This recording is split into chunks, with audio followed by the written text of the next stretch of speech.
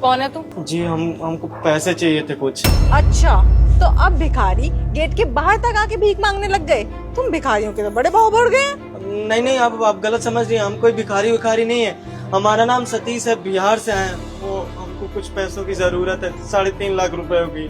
3.5 लाख? तेरा दिमाग तो खराब नहीं हो गया? कितने आराम से बोल रहा है कि मुझे 3.5 लाख रुपए चाहिए। ऐसा लग रहा है जैसे 3,500 मांग रहा हो। अरे आप एक बार अपने पति से पूछिए। आपके पति का नाम विभोर है ना, आप उनसे पूछिए। मेरे बारे में बताइए। मेरा नाम सतीश है, बिहार से आया हूँ। उनको बताएंगे तो वो जान जाएंगे हमारे बारे में। हाँ ठीक है, रुक, मैं अपने पति को कॉल करके पूछती हूँ। क्या नाम बताया? जी सतीश। पूरा नाम बता। सतीश मिश्रा। अच्छा ठीक है। हेलो। हाँ सदाक्षी। अरे विभोर, कोई घर के बाहर आया सतीश मिश्रा करके, बोल रहा है बिहार में तुम मिले थे, कुछ मदद चाहिए इसको। तुम जानते हो क्या इसको? सतीश मिश्रा। हाँ सताक्षी, मैं सतीश को जानता हूँ। तुम उनको घर में बिठाओ अंदर, उनको पानी वानी पिलाओ, मैं आता हूँ। लेकिन दिखने में तुम्हारे लेवल का नहीं लग रहा है। तुम सच में जानते हो? सताक्षी क्या बकवास कर रही हो तुम? ये लेवल कहाँ से बीच में आ गया? जब मैं बोल रहा हूँ कि मैं उनको जानता हूँ तो उसका मतलब कुछ लगते होंगे ना वो मेरे। तुम उनको फटाफट से घर में बिठाओ और पानी पिलाओ, जैसा कि मैं कह रहा हूँ। मैं भी ऑफिस से छुट्टी लेके आता हूँ उनसे मिलने के लिए, ठीक है? अच्छा ठीक है, मैं बैठाती हूँ। हाँ, मेरे पति बोल तो रहे हैं कि जानते हैं। ठीक है, चल।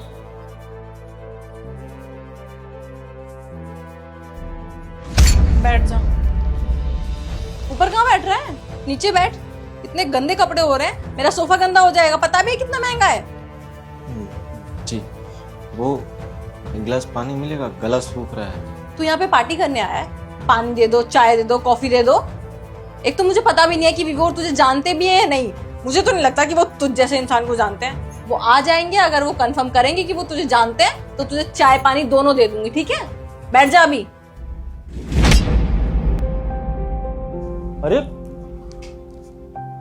सतीश भाई, आप यहाँ? विभोर भैया, कैसे हो आप?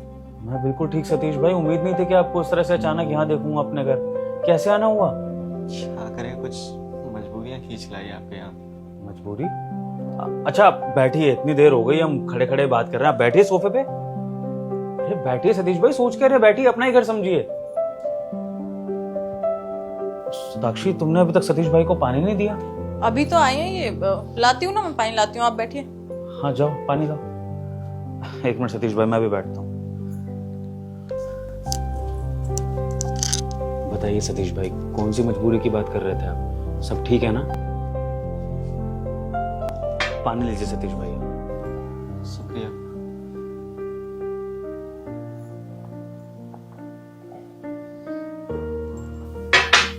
जी, अब बताइए, आप क्या बात कर रहे थे? आपका ये भाई आपकी कैसे मदद कर सकता है? परेशानी में लग रहे हैं काफी, आराम से बताइए। विभोर भैया, हमको आपकी मदद चाहिए। हमारी मदद कर दीजिए। हम आपका एहसान जीवन भर याद रखेंगे। सतीश भाई, एहसान वहसान की बातें मत करिए। आप बताइए ना कैसे मदद करनी है आपकी, बताइए। वो हमारी अम्मा को कैंसर हो गया है और उसके इलाज के लिए बहुत सारे पैसे चाहिए। गांव में बहुत सारे लोगों से मदद भी मांगी हमने, कोई मदद नहीं कर रहा है हमारा। अब जितना हम कर सकते थे उतना किए। घर का जमीन बेच दिए, यहाँ तक कि अपना घर भी गिरवी रख दिए, लेकिन उतना पैसा नहीं हो पाया जितने पैसों की जरूरत है। बस इसलिए हम आपके पास आए हैं। हमें पैसे चाहिए। हम आपके ये पैसे लौटा देंगे, कैसे भी करके लौटा देंगे। हमारी मदद कर दीजिए, हमारी अम्मा को बचा लीजिए। आप शांत हो जाइए सतीश भाई। कितने पैसे चाहिए अम्मा के इलाज के लिए? 3.5 लाख रुपए चाहिए। 3.5 लाख रुपए? आप चिंता मत करिए। हम कैसे भी मेहनत करके ना, मजदूरी करके आपके पैसे लौटा देंगे, लेकिन अभी हमारी मदद कर दीजिए आप। अरे नहीं सतीश भाई, मैंने तो पैसे लौटाने की कोई बात ही नहीं करी है। आप सोच रहे हैं इस बारे में? मैं तो ये सोच रहा था सतीश भाई कि आपको अपना घर और अपनी जमीन गिरवी रखनी पड़ी, तो एक काम करिए ना, आप वो दोनों छुड़वा लीजिए और इसके अलावा आपको जो एक्स्ट्रा अमाउंट चाहिए मैं वो भी दे देता हूँ। आप ज्यादा अमाउंट ले लीजिए, कम से कम घर और ये जमीन तो गिरवी नहीं रखना पड़ेगा। क्या बात कर रहे हैं आप? देखिए, इतना आपको करने की जरूरत नहीं, बस हमको 3.5 लाख रुपए दे दीजिए। हम अपनी अम्मा का इलाज करवा लेंगे, वही हमारे लिए बहुत है। अच्छा ठीक है, आप निश्चिंत रहिए, मेरे पास होगा इतना कैश, मैं अभी लेकर आता हूँ। आप आराम से पानी पीजिए, मैं आता हूँ। हाँ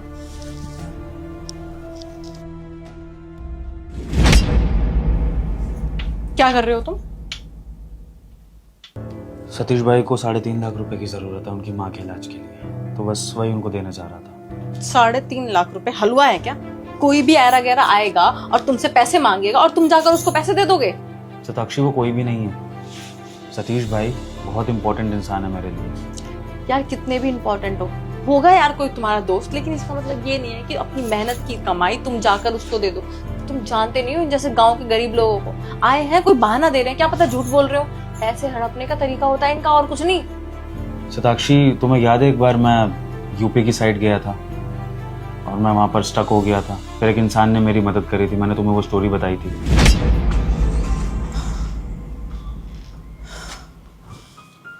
भैया क्या हो गया आपको? इधर आइए, इधर इधर।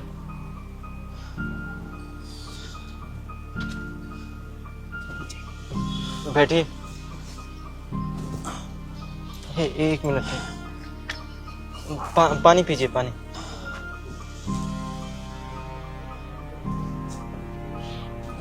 और पी लीजिए। और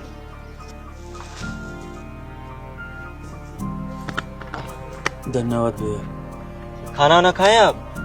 नहीं भैया, सुबह से ना तो पानी पिया था, न अन्न का एक दाना पेट में गया था। दरअसल इस शहर में नया आया हूँ, मतलब मैं यहाँ रहता नहीं हूँ, यहाँ काम से आया था।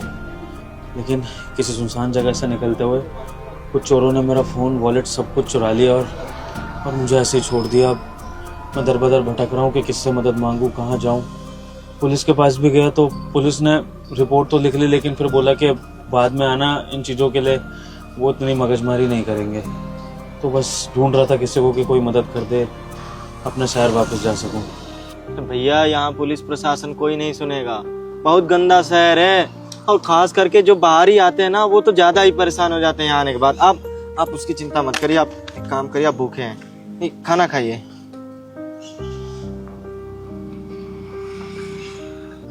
धन्यवाद भैया।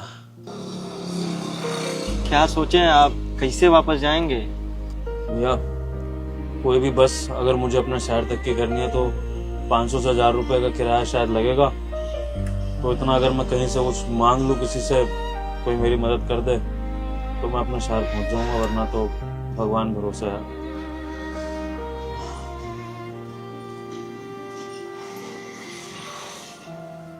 देखिए भैया, हमारे पास ज्यादा पैसे तो नहीं है, ये 1500 रुपए हैं।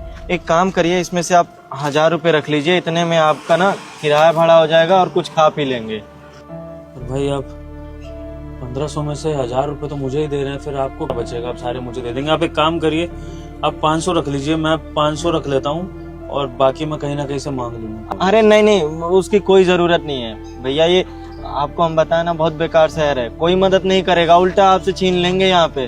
अब आप इसकी चिंता मत करिए, ये पैसे रखिए। और रही बात मदद करने की, तो इंसान ही इंसान के काम आता है, बस हम अपने इंसानियत का धर्म निभा रहे हैं।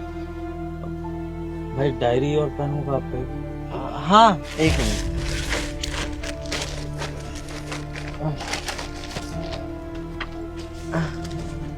ये लीजिए, क्या करना है? हाँ लास्ट में गिरा देना, ठीक है?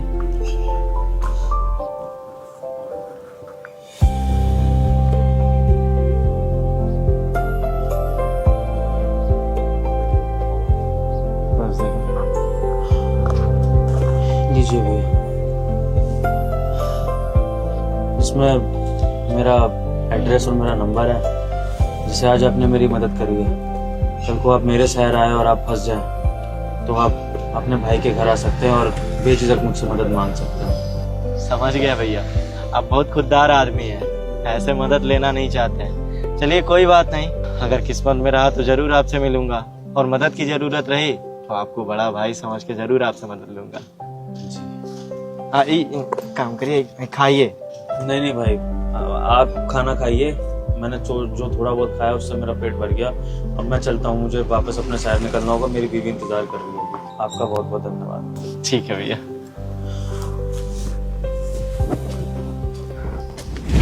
सतीश भाई वही इंसान है जिसने मेरी उस समय मदद करी थी, और अगर इन्होंने मेरी मदद नहीं करी होती तो क्या पता आज मैं तुम्हारे सामने नहीं खड़ा होता। तो सताक्षी, इसलिए आज अगर वो मेरे पास आए हैं, स्पेशली वो भी अपनी माँ के इलाज के लिए मदद मांगने के लिए, तो फिर मैं मदद करने से कैसे मना कर दूं? तुम बताओ। भूल जाऊं अपनी इंसानियत, भूल जाऊं उनका एहसान? नहीं विभोर, सॉरी, मैंने गलत समझा। मुझे पता नहीं था कि ये वही इंसान है, और एक ऐसा इंसान तो कभी झूठ नहीं बोल सकता। हमें उनकी मदद करनी चाहिए। चलो पैसे लेकर आते हैं। चलो सतीश भाई, ये लीजिए आपके 3.5 लाख रुपए। और सतीश भैया, आई एम सो सॉरी, मैंने आपके साथ ऐसे बिहेव किया। मुझे पता नहीं था कि आपने इनकी इतनी मदद की है। वो एक्चुअली आप ऐसे अचानक आ गए और ऐसे कपड़ों में गांव से, तो मेरे को थोड़ी मिसअंडरस्टैंडिंग हो गई थी। सॉरी। अरे नहीं नहीं भाभी जी, आप हमसे माफ़ी मांग के हमको शर्मिंदा मत करिए। इसमें आपकी कोई गलती नहीं है। वो कहा है ना कि हम गांव से आए हैं और हमारा पहनावा ओढ़ावा ही यही है। आप कोई भी ऐसे शहर का देखेगा तो गलत ही समझेगा। और विभोर भैया, आपका बहुत बहुत धन्यवाद। आपने ऐसे वक्त पे हमारी मदद करी है ना, जहाँ पे हमारा साथ सबने छोड़ दिया था। आपका एहसान हम जीवन भर नहीं भूलेंगे। बहुत बहुत धन्यवाद आपका। सतीश भाई, एहसान तो मैंने चुकाया है आपका, जो आपने मेरी उस समय मदद करी थी। और आपकी वो छोटी से 1000 रुपए की मदद ना, इस मदद के आगे कुछ भी नहीं है। और अब वैसे भी जो रिश्ता हमारे बीच में बन चुका है, आपकी माँ भी मेरी माँ है, तो मैं चाहता हूँ कि आपकी माँ जल्दी से ठीक हो जाए और फिर हम दोनों माँ जी से मिलें। जी जी, बहुत बहुत धन्यवाद आपका। ठीक है, आराम से जाइएगा और माँ जी का अच्छे से ख्याल रखिएगा। जी भाभी जी, नमस्ते।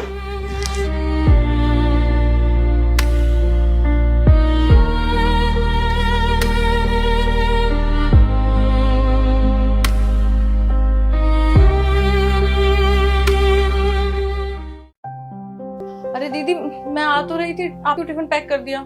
हाँ, वो तुम बिजी थी ना और भाई को लेट भी हो रहा था, तो मैंने सोचा वही बना देती हूँ। भाई, ये लो तुम्हारा टिफिन। दीदी आज टिफिन आपने? हाँ, वो भाभी। मैं जी। कपड़े धो रही थी। चलो कोई बात नहीं, आज बहन के हाथ का खा लेंगे। थैंक यू दीदी। अच्छा चलता हूँ फिर, शाम को आपकी पसंद का कुछ लेता हुआ आऊंगा दीदी। ठीक है? ठीक है सदाक्षी?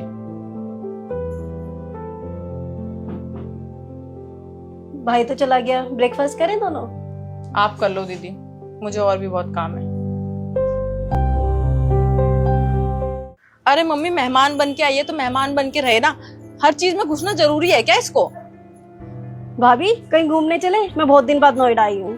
करती हूँ मैं मम्मी, आप चले जाओ, मुझे बहुत काम है। भाभी चलो ना, वैसे भी भाई बहुत लेट आएंगे और शॉपिंग करेंगे। नहीं दीदी, मेरी तबीयत भी थोड़ी ठीक नहीं है, आप जाओ। वहां जाते ही तबीयत ठीक हो जाएगी, चलो ना। आपको एक बार में समझ में नहीं आता, मेरी तबीयत ठीक नहीं है मतलब नहीं है। चलो। हेलो, हेलो, क्या हो गया सदाक्षी, तुम्हारी तबीयत ठीक है? मेरी तबीयत को क्या हुआ था? दीदी बता रही थी तुम्हारी तबीयत खराब है। उनको ज्यादा पता है क्या मेरी तबीयत का? मैं बिल्कुल ठीक हूँ। अरे तुम इरिटेट होके क्यों बात कर रही हो? एक तो मैंने कंसर्न में फोन किया कि अगर तुम्हारी तबीयत खराब है तो मैं छुट्टी लेके जल्दी आ जाता हूँ। तुम हो कि ऐसे बात कर रही हो? बाद में बात करती हूँ, रेस्ट कर रही हूँ मैं। भाभी, ये नूडल चेक करके बताना कैसे बने हैं। भाई के लिए बना रही थी, उसे नूडल्स बहुत पसंद है। दीदी, आपको 2 मिनट का चैन नहीं है क्या? कभी ये कर दो, कभी वो कर दो, कभी घूमने चल लो। इंसान 2 मिनट के लिए लेट नहीं सकता। आपको दिख नहीं रहा मैं रेस्ट कर रही हूँ? आप खुद खा के चेक कर लो। बेकार भी बने हो ना तो मेरे पास मत आना।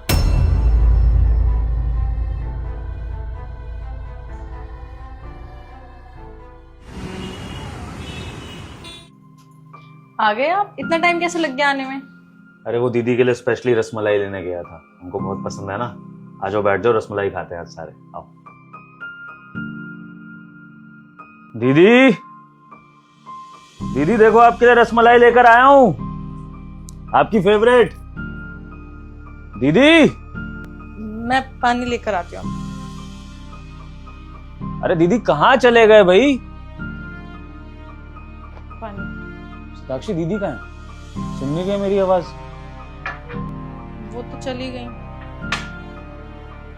चली गई मतलब कहाँ? बाहर मार्केट वगैरह गई है?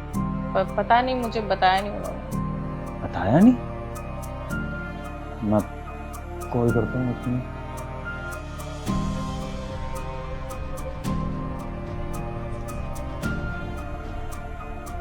हाँ दीदी। हाँ भाई बोल। कहाँ हो दीदी? वो मैं घर आ गई थी। घर आ गई? अरे घर पे तो मैं आ चुका हूँ, मैं आपको कब से आवाजें दे रहा हूँ। कहाँ हो घर पे? नहीं भाई मैं ससुराल आ गई थी। ससुराल क्यों?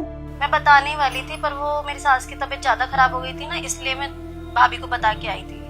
तुमने अपनी भाभी को बता दिया, लेकिन मुझे क्यों नहीं बताया? कोई नहीं भाई, अब तो बता दिया, तो अपना ध्यान रख, मैं अपनी सास का ध्यान रखूंगी। ठीक है दीदी, ख्याल रखना, मैं करता हूँ कॉल फिर। हाँ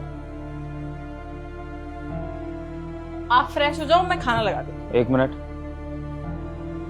तुम तो कह रही थी कि दीदी ने तुम्हें कुछ नहीं बताया, चली गई ऐसी, और ये कह रही कि इसने तुम्हें बता दिया। नहीं, मुझे ऐसा कुछ नहीं बताया, बस यही बोल रही थी कि अर्जेंट काम है, तो मैंने इतना पूछा नहीं। नाराज होके गई है ना दीदी यहाँ से? नहीं तो तुमने कुछ बोला सताक्षी उनको? नहीं, ऐसा क्यों लग रहा है आपको? सताक्षी, तुम नहीं समझोगी ना, नहीं समझोगी तुम कि रिश्तों में कैसे मैच्योरिटी दिखाई जाती है। रिश्तों को लेकर तुम्हारी समझ कब बढ़ेगी सताक्षी?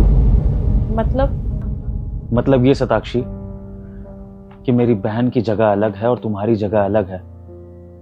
तुम दोनों रिश्तों को कंपेयर नहीं कर सकती हो। और सताक्षी, जो तुम्हारा बिहेवियर चल रहा था ना मेरी बहन के होते हुए, ये सब मैं नोट कर रहा था, लेकिन मुझे नहीं पता था कि बात यहां तक पहुंच जाएगी कि दीदी नाराज होकर चली जाएंगी। सताक्षी, क्या जरूरत है हर रिश्ते में अटेंशन पाने की? क्यों चाहती हो ऐसा कि हर रिश्ते में तुम्हें इंपॉर्टेंस मिले? हर वक्त, हर रिश्ते में, हर जगह इंपॉर्टेंस नहीं मिल सकती है सताक्षी, ये समझना पड़ेगा तुम्हें। और सताक्षी, तुम अपने रिश्ते को कंपेयर किससे कर रही हो? मेरी बहन से, जिसने मेरे साथ बचपन बिताया है। सताक्षी, भाई बहन का रिश्ता ना एक टाइम के बाद दोस्त जैसा हो जाता है। पता है क्यों? क्योंकि बचपन से लेकर बड़े होने तक हमने एक दूसरे की कमियां अच्छाइयां देखी होती हैं, एक दूसरे की रग रग से वाकिफ हो जाते हैं। लेकिन वहीं सताक्षी, जब अरेंज मैरिज में एक पत्नी बाहर से आती है तो उसके साथ ये रिश्ता बनने में सालों लग जाते हैं। अब सताक्षी, ना तुम मुझे जानती थी कुछ महीने पहले, ना मैं तुम्हें जानता था, तो क्या हमारे बीच में वो बॉन्डिंग हो सकती है जो मेरे और मेरे बहन के बीच में है? क्या उस तरह की अंडरस्टैंडिंग हो सकती है? सताक्षी, अगर मैं आज अपनी बहन से बात ना करूं ना कई महीनों तक, तो भी हम दोनों बिना बोले एक दूसरे के मूड्स को समझ जाएंगे, एक दूसरे के सुख दुख को समझ जाएंगे। लेकिन सताक्षी, वो चीज हमारे बीच नहीं होगी, क्योंकि हमें एक दूसरे को अपने रिश्ते में टाइम देना पड़ेगा, बात करनी पड़ेगी, तब एक दूसरे की नेचर समझ में आएगी और उसके बाद वैसा बॉन्ड बनेगा जैसा तुम चाहती हो। सताक्षी, तुम ऐसा सोच भी कैसे सकती हो कि मेरी बहन के आने के बाद मैं तुम्हें भूल जाऊंगा, तुम्हारी इंपॉर्टेंस मेरी नजरों में कम हो जाएगी? प्यार तुमसे भी करता हूँ सताक्षी, और प्यार अपनी बहन से भी करता हूँ, अपने परिवार से भी करता हूँ। लेकिन सताक्षी, तुम्हें ये समझने की जरूरत है कि दीदी हमारी शादी के बाद हमारे साथ नहीं रहती हैं। इतने दिनों बाद मुझसे मिलने आई थी अपने भाई से, तो अगर मैंने थोड़ा बहुत उनकी केयर कर ली, उनसे बात कर ली, उनसे हंसी मजाक कर लिया, उनके लिए कुछ सामान ले आया मैं, तो उसमें जेलस होने वाली क्या बात है? और सताक्षी, उन्हें तुम्हारे बिहेवियर से कितना हर्ट हुआ होगा कि वो एक ही दिन में वापस चली गई। लेकिन सताक्षी, तुमने इसमें भी एक बात नोटिस करी कि फोन पर उन्होंने तुम्हारी शिकायत नहीं करी मुझसे, ना मुझे कुछ बताया। क्यों? ताकि हमारे रिश्ते में कोई दरार ना आए। यही रिश्तों में मैच्योरिटी लाने की जरूरत होती है सताक्षी, जो तुम्हें भी लानी है। तुम अच्छी खासी बड़ी हो, कोई बच्ची नहीं हो दूध पीती, जो तुम्हें समझाना पड़ेगा। अब सोचो, अपने पति को पास लाने के लिए तुम सारी दुनिया को मुझसे दूर कर दो, तो क्या ऐसे तुम्हारा पति तुम्हारे पास आएगा? नहीं, ऐसे तुम्हारा पति तुमसे और दूर हो जाएगा सताक्षी, और अपने रिश्तों से तो होगा ही होगा। तो एक दिन ना तुम्हारे रिश्ते बचेंगे और ना हमारा आपस का रिश्ता बचेगा। तो बेटर है सताक्षी कि समझना शुरू करो कि तुम अलग हो, बाकी लोग अलग हैं, और किसी रिश्ते को कंपेयर नहीं किया जा सकता है। और ये भूल जाओ सताक्षी कि तुम्हारा पति वैसा मर्द है कि पत्नी के आने के बाद अपने परिवार को भूल जाए। मैं जितना प्यार अपने परिवार से करता हूं, उतना ही प्यार अपनी पत्नी को भी दूंगा। भेदभाव किसी में नहीं होगा। नहीं, मैं समझ गई आप क्या कहना चाहते हैं। मैं आगे से ध्यान रखूंगी इस चीज का। ठीक है, फिलहाल तो दीदी चली गई हैं, लेकिन उम्मीद करता हूँ कि अगली बार जब दीदी आए तो तुम्हारे अंदर वो परिवर्तन दिखे कि वो यहाँ पर रुक कर जाए। पक्का। और मैं खाना लगा दूं आपके लिए, आप फ्रेश हो जाओ। मन नहीं है मेरा। दीदी से बात कर लूँ थोड़ी देर फोन पे, उसके बाद खाता हूँ। ठीक है, मैं तैयारी कर देती हूँ।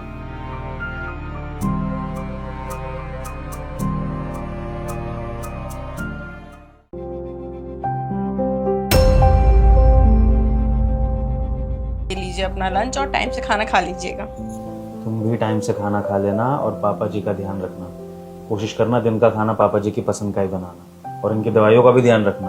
और अगर किसी चीज़ की ज़रूरत हो तो मुझे कॉल पे बता देना, ठीक है? बिल्कुल, आप आराम से जाइए। ठीक है पापा जी, नमस्ते, मैं चलता हूँ फिर। ठीक है बेटे, अच्छा अच्छे से जाना बेटा।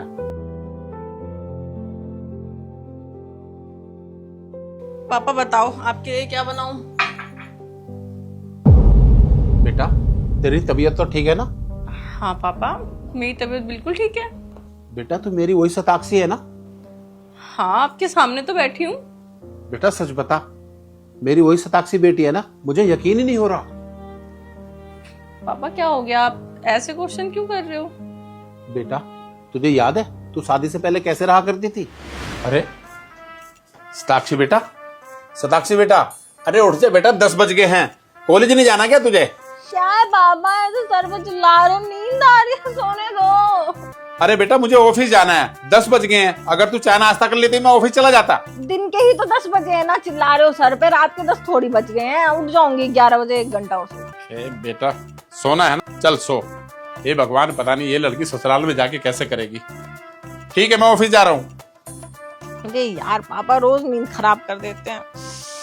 सीमा मेरी कॉफी लगा दे, उठ रही हूँ मैं। पापा शॉपिंग के लिए कुछ पैसे दे दो। बेटा अभी परसों तो दिए थे तुझे पैसे खर्चे के लिए। खर्चे के लिए दिए तो खर्च हो गए, और पैसे दो। अरे बेटा पर बच्चों को इतने पैसे खर्च नहीं करने चाहिए। एक बात बताओ, आप किसके लिए कमाते हो? क्यों इतनी कंजूसी करते हो? मेरे लिए तो कमाते हो ना, मुझे तो दे ही सकते हो। मुझे शॉपिंग करनी है, मुझे नए कपड़े चाहिए, पैसे दो। अच्छा चल ठीक है, 1 2। अरे ठीक है, क्या होता है, ये कितने ही होंगे? अरे बेटा ये बहुत सारे पैसे हैं बेटे। बहुत सारे कहाँ हैं, 2-4 हजार होंगे ज्यादा से ज्यादा। अरे मैं तो जा रही हूँ, लेके नए नए कपड़े लेकर आऊंगी, फिर आपको दिखाऊंगी। ठीक है, बाय। हे भगवान, ये लड़की कब सुधरेगी, समझ में नहीं आता। तुझे याद है बेटा तू 10-11 बजे सो के उठती थी, और हाँ तुझे बेड पे ही चाय चाहिए थी, बेड पे ही नाश्ता चाहिए था। यहाँ तक कि अगर मेड को थोड़ा भी लेट हो जाता था तो तू सारा घर सर पे उठा लिया करती थी, और हम तो सब डर जाते थे कि आज तो घर के सारे बर्तन टूटने ही वाले हैं। और आज देखो बेटा 11 भी नहीं बजे, तू नहा धो करके मंदिर भी हो आई, अपने सास ससुर के लिए नाश्ता भी बना दिया, यहाँ तक कि उन्हें दवाई भी दे दी, और दामाद के लिए तूने टिफिन भी तैयार करके दे दिया। मुझे यकीन ही नहीं हो रहा कि मेरी बेटी इतना सारा काम कर लेती है। पापा आप यकीन कर लो, मैं वही शताक्षी हूँ, लेकिन थोड़ी सी चेंज हो गई हूँ, थोड़ी सी मैच्योर हो गई हूँ, जिम्मेदारी संभालना सीख गई हूँ। आपको पता है पापा, शादी से पहले ना सारी जिम्मेदारी आप और मम्मी उठा लेते थे। घर का सारा काम मम्मी कर लेती थी, बाहर का सारा काम आप कर लेते थे, और ना मुझे पैसों की दिक्कत होती थी। कभी मुझे जितने भी पैसे चाहिए होते थे मैं आपसे मांग लेती थी, कभी भी जिम्मेदारी का एहसास ही नहीं हुआ। लेकिन इस घर में देखिए ना, इस घर में तो सब कुछ मुझे ही मैनेज करना है, चाहे इनका खाना हो जाए, चाहे मम्मी पापा का खाना हो जाए। अब मम्मी पापा की तो उम्र हो गई है, तो उनकी देखभाल तो मुझे ही करनी पड़ेगी ना। और मुझे लगता है शादी के बाद ना हर लड़की को अपनी जिम्मेदारी समझना चाहिए। शादी से पहले ज़िंदगी अलग होती है, शादी के बाद बहुत चेंज आते हैं ज़िंदगी में।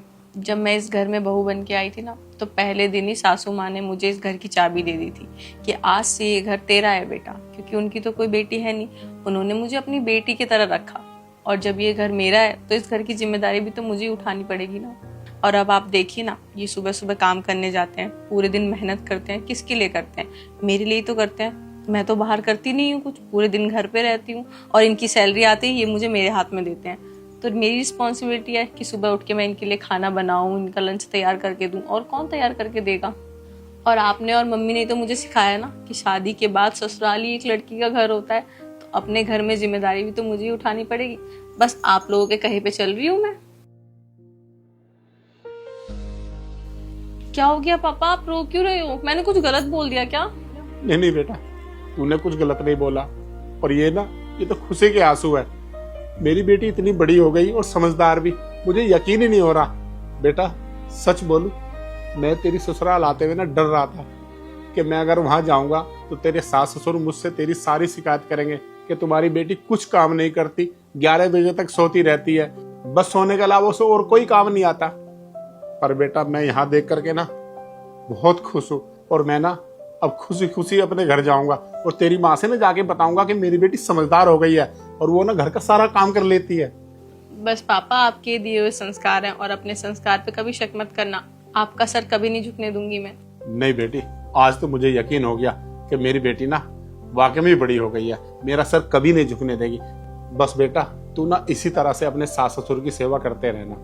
पापा बस बहुत सेंटी बातें हो गई, अब बताओ खाने में क्या बनाऊं आपके लिए। आपकी बेटी ने बहुत सारी नई नई डिश सीखी है बनाने के लिए, बताओ क्या खाओगे। अच्छा, मेरी बेटी सब कुछ बना लेती है? तो बेटा एक काम कर, तुझे जो भी पसंद हो ना वही बना ले, आज तो तेरा पापा वही खा लेगा। ठीक है पापा। और हाँ, आप क्या सोच रहे हो, आपकी बेटी मैच्योर हो गई है, समझदार हो गई है और घर का सारा काम करती है, तो मायके नहीं आएगी क्या? मायके आऊंगी 15 दिन के लिए और आपसे और मम्मी से ही सारा काम करवाऊंगी, वहां मैं कुछ नहीं करने वाली। अरे बेटा तू इतना सा भी काम मत करना, और मैं खुद नहीं करने तुझे दूंगा, क्योंकि मेरी बेटी यहीं इतना काम कर लेती है, और तू 15 दिन नहीं पूरे 1 महीना रहना। ठीक है? ठीक है पापा, मैं खाना बनाती हूँ। ठीक बेटे, बना ले।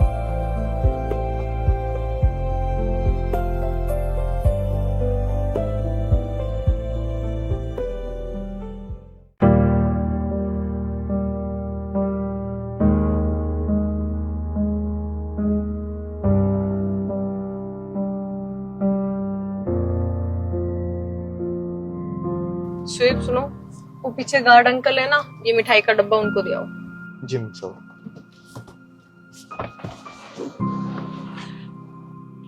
अंकल, ये मिठाई का डब्बा आपको मेम साहब ने दिया है।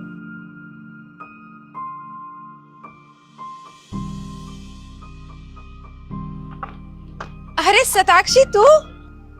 कैसी है तू? मैं बहुत अच्छी, तू बता तू कैसी है? मैं भी ठीक हूँ।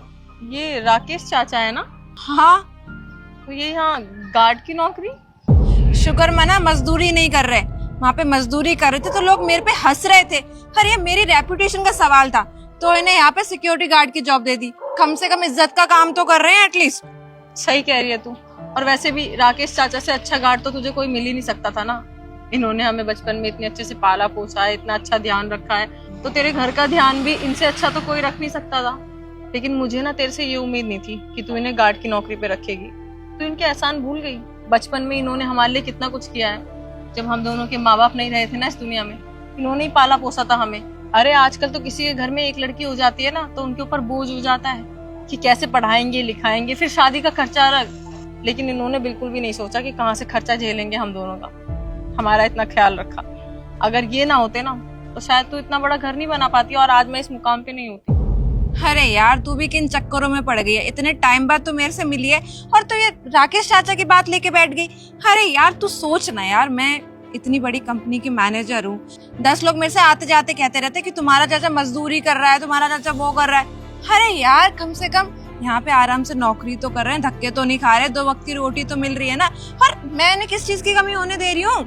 और जॉब कर रहे हैं, सैलरी भी देती हूँ और खाने के लिए 2 वक्त की रोटी भी देती हूँ, तो इन्हें किस चीज की दिक्कत है भाई? इससे अच्छा तो तू उन्हें घर से निकाल ही देती ना, तो वही अच्छा होता। पता नहीं उनके ऊपर क्या बीत रही होगी। साक्षी प्लीज यार तू इन सब ना फालतू बातों में ना पड़े तो बहुत ही अच्छा होगा। तू इतने टाइम बाद मिली यार, तू अंदर चलना। तू ही रहे इस बड़े घर में और अपने बड़े घर में आलीशान जिंदगी जी। मुझे तो तेरे इस घर में नहीं आना, क्योंकि तेरा घर कितना भी बड़ा हो ना, मेरे लिए बहुत छोटा है। मैं चाचा से मिलके आती हूँ। और हाँ, शायद कल से तुझे ये चाचा यहाँ पे दिखे भी ना। मेरा घर तेरे घर से थोड़ा छोटा है, लेकिन चाचा के लिए एक रूम वहां पे जरूर मिल जाएगा। चलती हूँ, ख्याल रख अपना।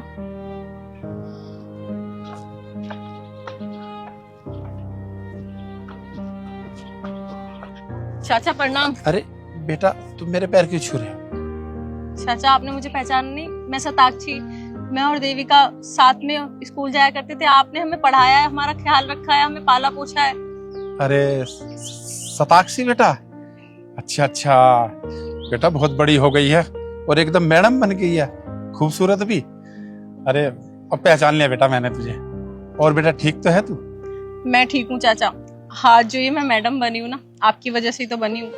अगर आपने हमें बचपन में पाला पोसा नहीं होता, पढ़ाया लिखाया नहीं होता, तो आज हम पता नहीं कहाँ दर दर के ढोके खा रहे होते। लेकिन आज मैं इस मुकाम पे हूँ सिर्फ और सिर्फ आपकी वजह से। मुझे माफ कर देना चाचा। मुझे नहीं पता कि देविका ने आपके साथ ऐसा क्यों किया। मुझे उससे ये उम्मीद बिल्कुल नहीं थी कि वो आपको गार्ड की नौकरी पे रखेगी, और मेरे को ये सब पता नहीं था, वरना मैं ऐसा होने नहीं देती। मैं यहाँ थी ही नहीं, पढ़ाई के लिए बाहर गई हुई थी। नहीं बेटा, तुझे माफी मांगने की कोई जरूरत नहीं। और रही बात देविका की, तो अपनी अपनी सोच है। और बेटा आज तुझे ना ऐसे देख करके मुझे बहुत अच्छा लग रहा है। बस तू ऐसे ही आगे बढ़ती रहो। चाचा मैं तो आगे बढ़ती रहूंगी, लेकिन आपको भी इस हालात में नहीं रहने दूंगी। जब आपने मुझे मेरे बुरे हालात में नहीं छोड़ा था, तो मैं आपको कैसे छोड़ सकती हूँ। आप चलिए मेरे साथ, मेरा घर इतना बड़ा है कि आप आराम से रह सकते हैं वहाँ पे। पर बेटा मैं तो देविका के यहाँ काम करता हूँ ना। चाचा आप यहाँ पे काम नहीं करते, उसने आपको काम पे रखा है क्योंकि उसकी बेइज्जती हो रही है। मुझे नहीं पता उसकी सोच इतनी कैसे बदल गई, लेकिन मेरी सोच इतनी कभी नहीं बदल सकती। मैं आपको ऐसे नहीं देख सकती। आप मेरे साथ चलिए, आपने जितना मेरे लिए किया है ना, मैं वो कभी नहीं भूलूंगी। आप चलिए।